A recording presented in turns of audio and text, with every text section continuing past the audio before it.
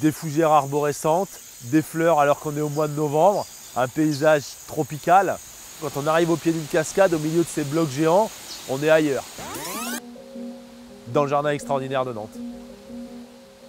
La maire de Nantes avait choisi de faire un jardin là. Elle m'avait demandé des orientations qu'on pouvait avoir. Et c'est là, quand j'ai appris que Jules Verne avait écrit 20 000 lieues sous les mers juste au-dessus, j'ai pris les livres de Jules Verne, j'ai regardé ce qu'il y avait dedans. Et puis après, c'est en découvrant les végétaux qu'il y avait sur place, vraiment en agissant, en modelant la végétation, c'est ah ouais, ça on le garde, c'est super.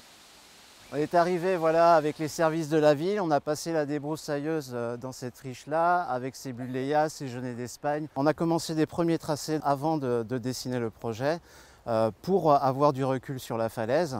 Et c'est à partir de là qu'on a pu commencer à dessiner différents tracés qu'on voit depuis le haut, notamment avec la promenade des belvédères qu'on a pu réaliser au même moment que la réalisation du jardin. Après, ils font quand même un plan, il y a une centaine de mètres cubes de béton, des trous à faire pour mettre de l'eau, enfin une entreprise qui vient, qui fait un travail remarquable avec 50 agents. Il y a tout ça, mais il y a une vraie part, j'allais dire, de sensible, de manuel et d'éléments qui ont changé jusqu'au dernier moment. On fait plein d'expériences sur des plantes qui craignent le froid. On gagne environ 3 à 4 degrés par rapport au centre de Nantes. C'est un jardin pour se faire plaisir avec les yeux. Ah ouais, j'adore. C'est un peu original d'avoir une cascade au milieu d'un centre-ville. C'est assez apaisant. Il y a des plantes qui sont vraiment exotiques par rapport à des plantes qui sont qu'on a l'habitude de voir tous les jours. C'est ça qu'on aime bien.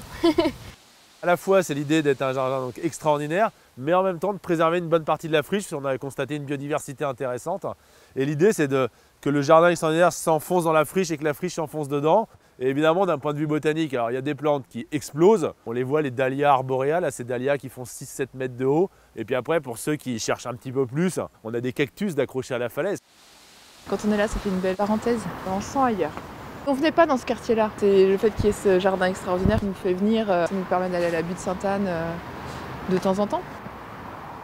Il faut savoir qu'ici, on est sur un site à la rencontre en fait, de la Loire et le sillon de Bretagne, avec la falaise de 25 mètres de haut. Ce qui est incroyable, c'est qu'on est loin de la ville, enfin on est assez loin du centre-ville, et les abords sont rudes quand même. Mais ce qu'on constate, c'est qu'on a déjà passé sur les 3 ans là, plus de 1 million de visiteurs, on a des compteurs aux entrées, ce qui montre quand même qu'un jardin se suffit en lui-même pour être un lieu de destination. Ça attire quand même beaucoup de monde.